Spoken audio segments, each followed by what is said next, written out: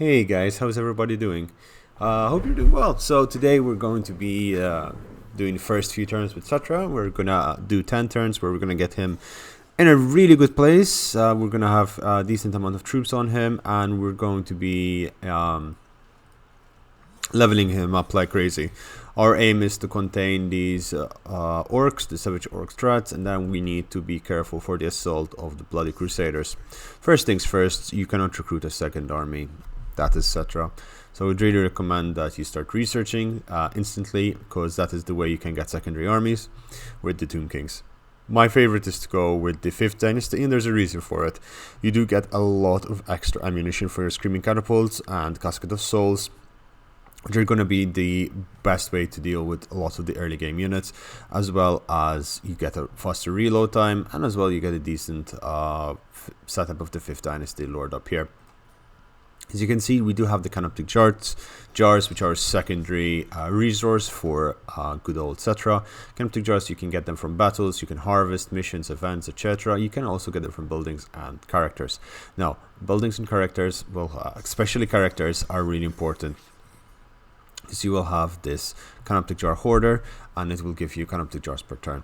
That's going to be really important to get, and there's a way to cheese it, but not of course with Settra. Good old Settra, you want Soul Reaper to get his replenishment as fast as possible up, because he is going to have a lot of really weak troops. Good thing to know about the Tomb Kings is that they do not have any gold requirement to buy units. It's more that they have a limit on how many units you can get.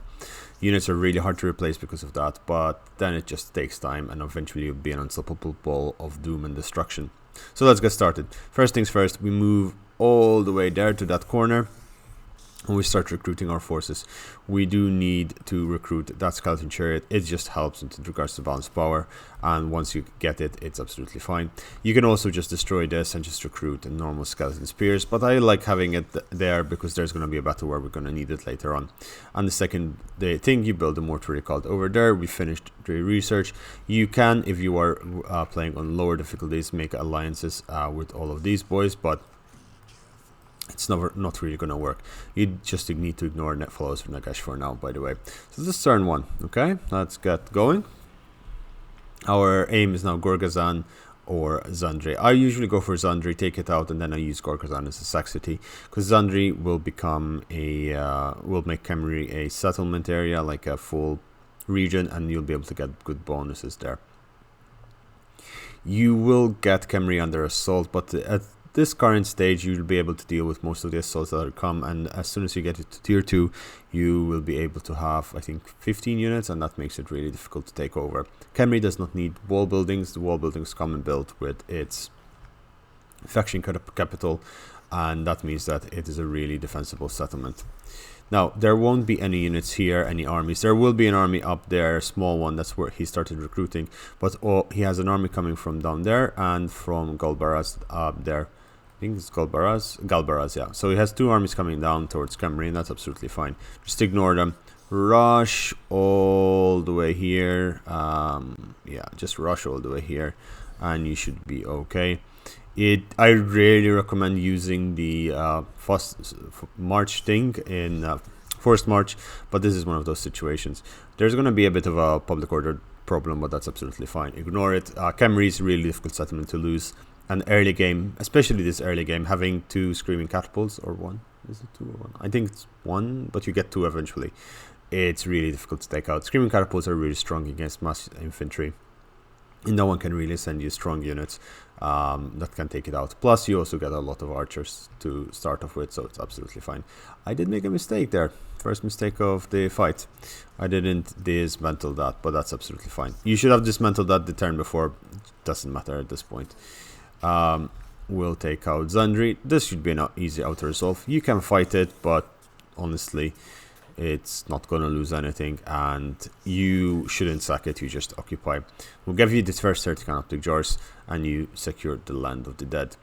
Growth and movement speed, and of course you go for Root Marcher. And what do? We recruit. We recruit always Spearmen, not Skeleton Warriors. There is not much difference. Skeleton Warriors get a little bit extra damage, but it's not worth it considering what these Skeleton Spearmen get in melee defense. And, you know, the melee damage that they do is ridiculously low. So they're going to be quite trash. We've met the Knights of Origo, which are our neighbors over there, but again, ignore them for now. I'm prepared to bunker in, because the Tomb Kings have one thing, and that is time. They don't really get to die that much, as in, if you bunker down and expand slowly, you should be fine. The biggest mistake you can do with them is try to rush. You need to just take your time. So, Sneak Armbreaker over there, I don't know why his name is Sneak Armbreaker. He sneaks around, breaks people's arms, is raiding.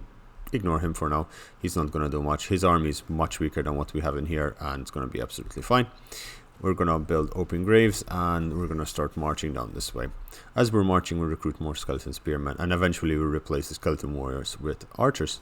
As we'll get the archers were really good for the Tomb Kings, because they do add a lot of flavor to the faction. We're also going to be able to do this very soon. Population next turn will start growing that after we've beaten them off. And that is pretty much your first 5 turns over here, already done. The next 5 turns are going to be very, very, very important, because we're going to aim in getting Gorgazan taken out. In Gorgazan, there's going to be an army being built, which you need to take out before it becomes a problem, because Zandri will get assaulted by that. You will lose Zandri a lot, but it's okay to lose it to Chevaliers de Lyonesse, Repons de Lyonesse, the Bretonnian Bathwater Queen, compared to everything else. So you can see over here has 2 armies. Now you could do one of 2 things. Usually just fight it with Khemri, but if you want no, in this case no. Well, technically speaking, if you want last turn, you should have force march, and you will be able to get experience for it. I prefer to just get the troops that come with it. So march him over there, and next turn he'll be able to get to Khemri, and it will be absolutely fine. You could go straight to Gorgazan, but at this point there's nothing you can do, and getting him down to Khemri is just a safety precautions, because this army can fast forward and come here, and then it becomes a problem for your settlement to defend. As you can see, it's just about ready. You could Drake replenishment organs, but what we need right now is money, and we've taken the money. We have that still 2 turns, and there you go. Settra over here is getting a lot of resources, and hopefully Icky Iron Jaw attacks, but we don't know what he's going to do. And turn again. Now our aim is to come over here, make sure that there are no armies that are going to come and assault Khemri, and we're going to charge at Gorgazan up there and deal with it. Ignore developing Zandi for now, because all you need to do is develop Khemri. Khemri is on the verge of a public rebellion, but again, ignore it for now. You're going to be absolutely okay. And yeah, they ran back. So again, you never know what they do, the AI, but doing it this way, I've till now the 3rd time trying it out, and they've reacted the same way. When I went straight for Khemri, for up there, give me a second. So this one, wrong answer, right answer. If I went for Gorgazans directly, they sent more armies, and it becomes annoying because you don't get to develop your troops as you want. Now you start running up that way. Actually, let's put him slightly like that, just in case they want to come close. We have a 20 stack, so we're kind of terrifying. Why am I recruiting 2 more, even though I want archers? That's because I do want to unlock this. Casket of Souls is something that you want desperately. Yeah, the Casket of Souls is going to be the reason we'll be able to deal with all the savage orcs, because nothing we have except the Cimmerian War Sphinx and Settra himself can deal with the current orc problem, the orc infestation from the north. Faction, Bloody Hand, they will always get the teeth snatches with them, but there's nothing to really worry about. We're a bit too far north, and Gorgazan itself, we probably won't even capture it. I sometimes hope that the Savage Orcs are confederated by the Bloody Hands, good old Warzak, but that doesn't really always happen. It happened once out of the 3 times. Well, this is the 3rd time we're going to see if it happened. So, well, technically speaking, it's 50-50 right now. So we're gonna come to the edge, and we have the money. So we have 6,100 gold. That's because we took the 3,500 gold instead of all the other options, and we're gonna perform this right. This means that we are going to be getting a big boy. So you disband that. Mash one finger is in there. So we do get that, which is a really good ability to have. And disband these 3. Get these 3 in. And I think we can take out Maxwell Winger next turn. And yep. Now, what do you build? Well, you could start building this again because you will want a Screaming Catapult, and you could build a variety of other things. I just usually don't build anything till I finish. Where is it? Till I finish this. 3,200 gold. It's gonna be a pain in the ass to do so. There is, yeah, you could always get this, which makes buildings cheaper as well, and that helps you to go faster. But again, it just takes time. 3,200 gold is really important to get. So we have Settra the Imperishable there. We are going to be destroying this settlement a while, and it's going to be great. It's going to be absolutely fantastically great. Turn 8, and we are going to be pretty much done with the tutorial in 10 minutes. Wow. Damn, I rushed this one. Well, I mean, the fight is going to take 10 minutes on its own, but the campaign mechanics pretty much is this for now. And I will also just, well, I could also explain now. Now what you do is you build a secondary army of just spearmen. I'll show you the way you fight with it's a really boring way to fight with the Mama? Okay, I guess. Well, he's going to show us how to fight, apparently. Yeah, we should have this. We don't have the archers, we're not a full stack, but we should have this easily. So let's fight this. I'm very confused. And yeah, he usually just stays inside his settlement and waits for a while. Maxwell Winger is the leader of the Top Knots, the Savage Orcs. But it's not really going to save him. We do have the tool to deal with all of his troops, and they are these two. This guy does terror, this guy does damage. These are okay to distract, but that's just about it. Sorry for that sound. My mouse is quite... yeah, that's my mouse. It's not happy. Alright, ooh, it's a bit of a weird map. Over here it's fine, I guess. So we just got our normal 3 and 3 and... But Linksy, why are you... What is this? This, my boys and girls, this is how you play with the best, the imperishable, the unkillable, the Lord of the Dead, etc. And... you then corner camp like that and you're fine. These guys are just distractions for Maxwell Winger, and eventually we'll get rid of them as well. If you have the archers, you just simply put them behind the spear of bodies that you have and you're gonna be okay. We're gonna try and get... ooh, okay, yes. Split the army in half and it's even better. Just make them trickle in, and especially if they send in their orc boys into spears, it usually is a good idea. Guess they cannot really see what's happening up there, so they're all coming down for this, which I'm okay with.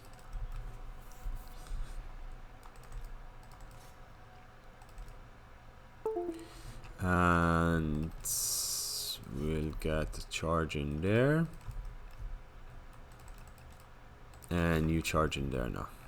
Double charge. Ooh, we actually got them in the rear. I mean, these guys are not going to do that much damage, but, you know, reducing them to half health with a charge is good. Is very good. That is Savage Orcs, and that is Gobos. Goblins with spears are always a pain in the ass to deal with. Come up there. It's the usual merry-go-round, dancing in the dark kind of thing. Are they in range yet? Oh yes, they are in range. And the good thing about this artillery, I mean, it's not the most accurate artillery, but it does really well. No, you charge in, it's downhill, and you should be able to get a really beautiful charge. Yeah, downhill charges with these chariots is always good. And if you play a long-term campaign with these guys, you should build an army of chariot masters, tomb princes, and you'll see what I mean. It's just absolutely glorious what they just can do. It's just absolutely insane.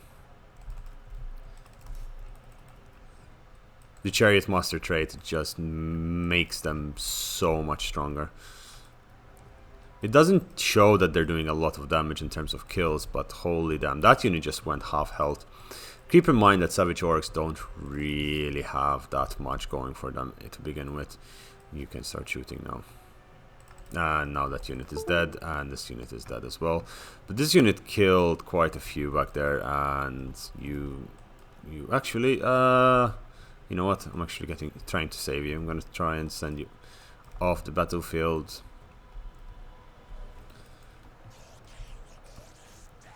And I'm gonna send you against Mash Boy over there. Come on, get off the battlefield before you completely break. Okay, they're saved. And you go in there.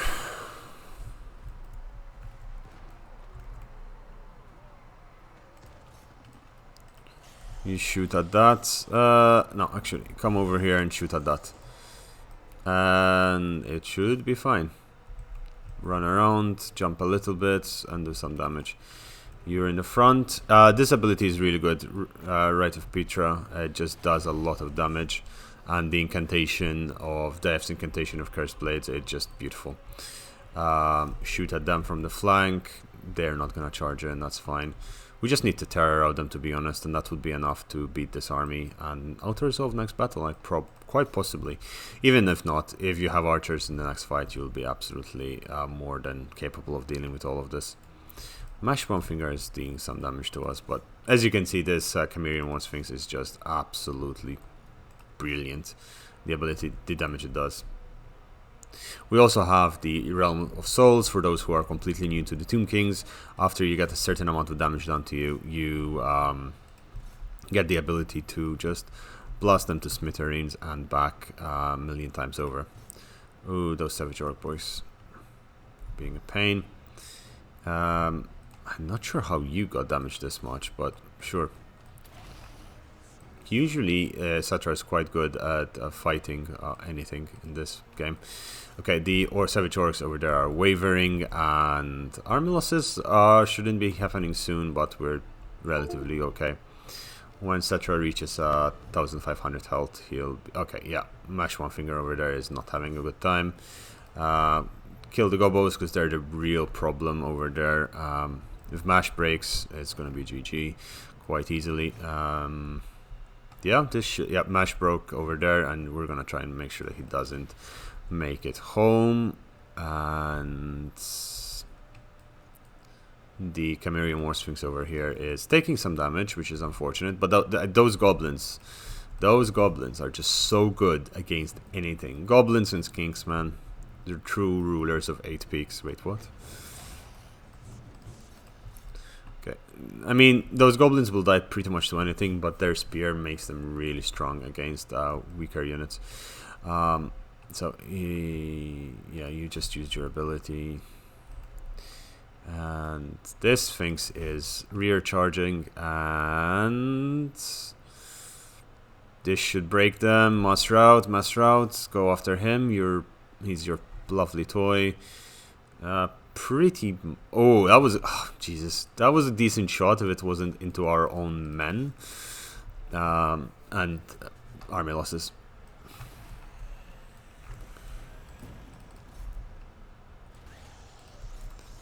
And let's try and make sure he doesn't come back. Sphinx took a little bit of damage, but this guy should really die quite easily. Our line infantry is okay. These guys did not do well. Chimerian Sphinx did okay. The Casket of Souls, you can see, just does incredible damage, especially in localized areas. It's shooting. It's basically a DJ on a Roomba with a mammoth, like a mummy inside, and does damage. Woof! That Chimerian War Sphinx that's Simba. We're gonna rename him Simba. There you go. Yeah, pretty much this fight took 10 minutes on its own. And that's it. But wounding Mash is a big thing. You can leave him with a little bit of health, but he is the faction leader, and well, let's be honest. He probably will get another lord. Now, if you want to just leave him with a sliver of health, you can, and it will be absolutely fine, because then it will be easier to kill him next battle, but killing him also gives you the power you need. As you can see, with with the Savage Hordes, it's a question of routing them off the battlefield. Their morale is not the greatest, so using a combination of things, you can easily round them off. And your Cimmerian War Sphinx is going to get replenishment over the end turn.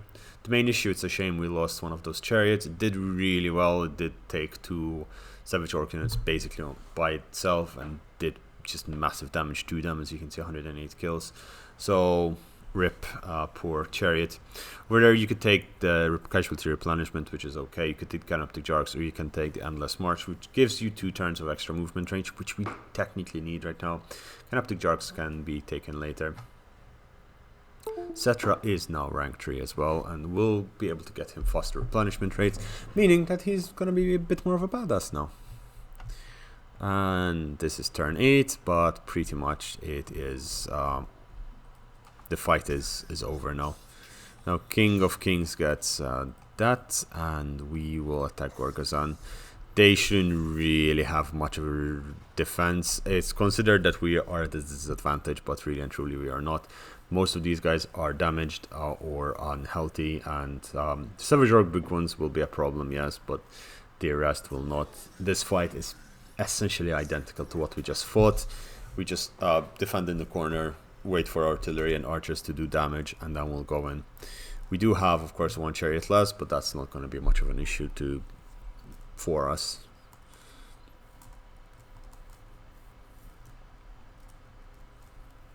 At all. We need to keep an eye on the Cimmerian War Sphinx and Settra's health, but again, shouldn't be a problem. So as we said before, line of 3, stretch them out, line of 3, stretch them out, line of 3, stretch the boys out, and line of 3, stretch the boys out. You put that there, you go there, you go here, and now we have the Scalloping Archers, which fit in there nicely. You go in the middle of the boys, and you start the plot development, and look how nice and snug they fit in there. Now, as you can see, they do have a lot of boys, a lot of big boys, lots of bad boys, but this chariot should be more than enough to deal with the majority of those troops.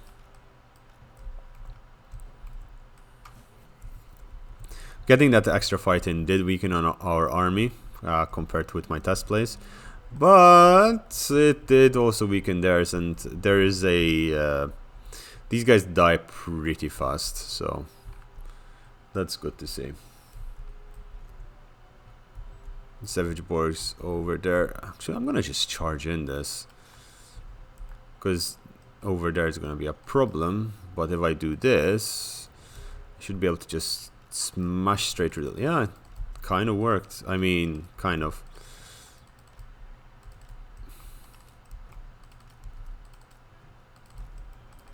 Yeah, sort of worked.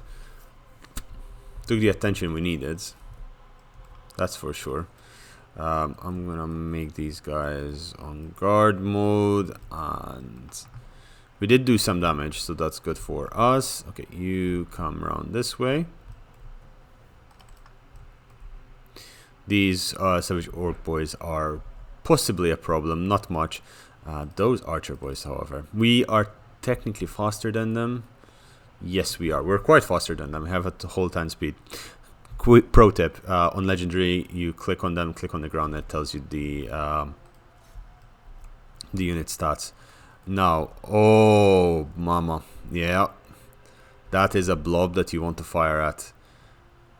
The accuracy is quite bad at a longer distance, but it's still, when there's a blob like that, every one of those bolts is going to do damage. And this guy again can get hundreds of kills. Like, I have gotten 600 kills on it against other Tomb Kings or against Goblin armies, against King armies even, Peasant armies as well. It gets kills. It does not die.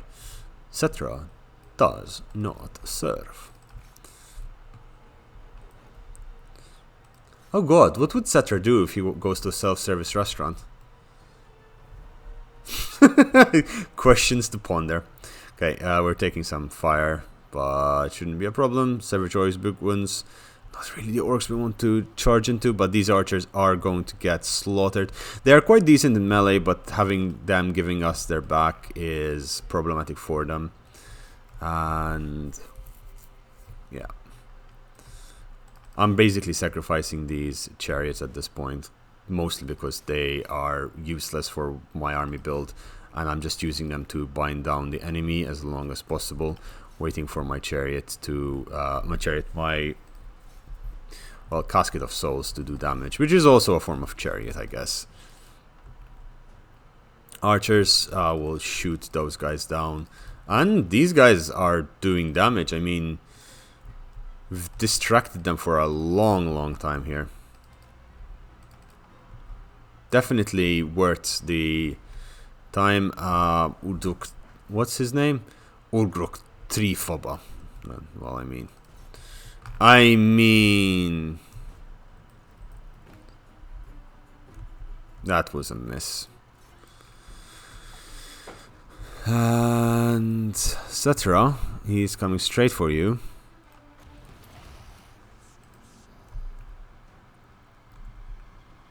Well, let's kill him if he's going to be playing these games. Okay, this is already 100-something kills, and there's still some units which are very far away, so that's going to be good for us. The Cimmerian War Sphinx is having the time of its life, and their lord is actually really damaged, so it's looking good for us. I'm not saying it's a victory, definitely not, especially after seeing Settra's health go down that fast with a single swipe of someone's axe. How is Settra not...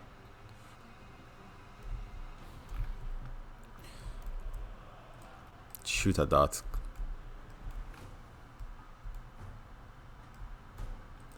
Settra's debuff. What is that debuff anyway? The curse. Ooh, Jesus, that's strong. Okay, get away, get away. Just shoot at this point. You get away from the goblins. The goblins go away. Okay, or that.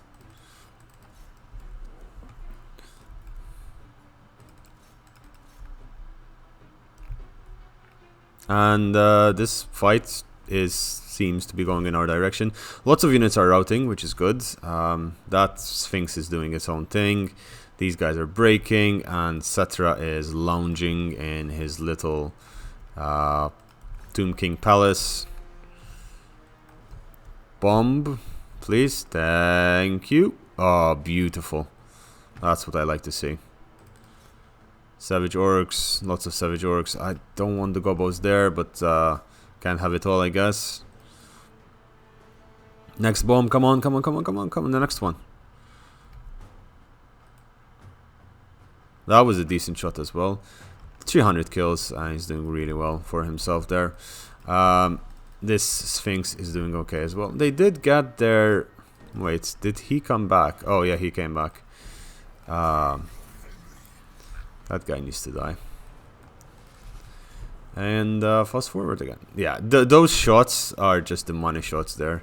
Getting so many kills. And these archers being neutralized by the Sphinx, who didn't really take that much damage from the start of the fight, is good for us. We are getting our second bout of healing as well. No, don't shoot for... Oh, Jesus. Shoot always on the bright side. Okay, you're getting damaged. Get out. One more shot and get out. There. Now, out. Come on, Kitty. I cannot lose you. You are irreplaceable at this point. Legitimately, absolutely irreplaceable. Okay. That's mostly a mass terror route over there. Enemy Lord is dead. Beautiful. 451 kills. The army is breaking, and it is GG. You did your job, Kitty. And battle. Close battle. And that is it. This is the first 10 turns with Settra. I keep saying 5 turns, mostly because the elves one was really easy, 5 turns. But then, good old Ikitlo and Settra need a little bit extra love. At this point, you can do whatever you want. You can keep the war with the top notes going. You can go attack any other Tomb Kings, especially if you're in easier difficulties. This army will pretty much be able to deal with anything. My favorite thing to do on Legendary is spend 5 turns sacking the same city, get Settra to level 9, level 10, and you'll be able to just then steamroll everything. We lost another chariot over here, but we can replace that over the end turn anyway, and that's absolutely fine.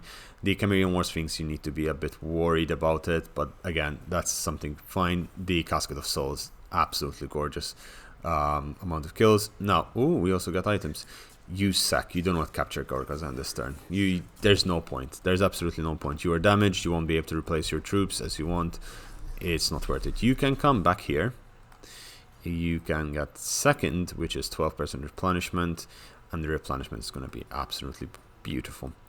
And you do this, and since, well, one of them is quite injured, you can do that as well. And look, new troops, higher level, everything. And unfortunately, we don't have yet the population for that, but that can be easily done. It seems it's 3 turns.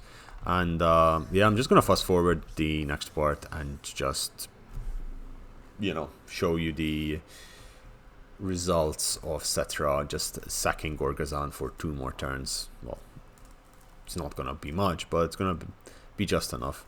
They shouldn't have an army. Oh wow, they've declared war early. That is very early. Usually it comes around turn 15, but I mean, sure, go ahead. Rapans is a bit annoying to take out, but again, Cavaliers don't really have anything but knights, and knights do really badly against the army we have, which is spears. You saw how the gobos managed to deal so much damage to our poor Chameleon War Sphinx.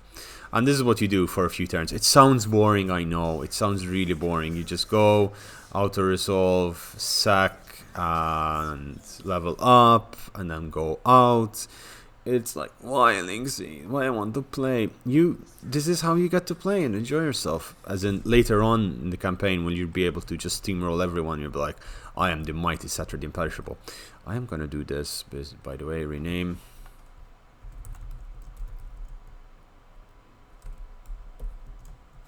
Simba the cat. There you go. My cat is called Simba, and he's currently right now having the time of his life pairing. You'll soon be able to get that. You can, if you want, start going up to the Screaming Catapults, because they will also be useful. Keep in mind that you're going to get this in a few turns as well, and the dynasties are almost finished. Once you get the 5th dynasty, you'll be able to get the Ancient Battle Sites, which will give you, well, lots of good boosts. You can upgrade this as well, but I don't really condone the money that it costs. And in this scenario, you're still pretty much safe.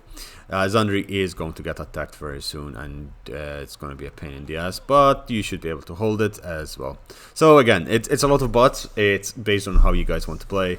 This is the last end turn, and yeah, unless anything happens disastrously and Archeon shows up with 1 million troops in the middle of Khemri at this point in time, I don't think we're gonna get to lose at all.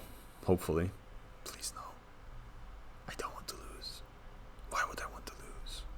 The sadness is real. And that's it. I hope you guys had a comprehensive understanding of a basic comprehensive understanding. There you go. Marketing. Of how Khemri works and how the Tomb Kings function. Do you get the first 10 turns over here? Again, this is just the same repetition. Sometimes they do recruit our lord and you just kill him, but this is the same repetition, just mixed rinse and repeat, basically. The good thing about this as well is something I didn't say. Well, apart from the traits you gain, which are just absolutely insanely good, you also get the fact that these guys start getting chevrons. This Chameleon War Sphinx is already rank 8. This guy is rank 4. They're going to get kills, and they're going to get kills, they're going to get experience. Once they get experience, there's going to be better. You need Lightning Strike. After Lightning Strike, you need Reanimate, and you need Resurrect. And you don't really need Renowned and Fear. That's useless. All Mine is decent. I mean, you get a lot extra gold, but again, gold is useless for these guys in the long term. Chameleon War Sphinx for me over Chariot of the Gods, but again, that is up to you. and unyielding will, and these guys are just really strong. So look whatever you need and apply it. Guys, I hope you enjoyed it. Thanks for watching, always a pleasure. If you do enjoy the content, leave a like, leave a comment, subscribe. I'm a broken record. Take care, guys, and I'll see you tomorrow. Bye.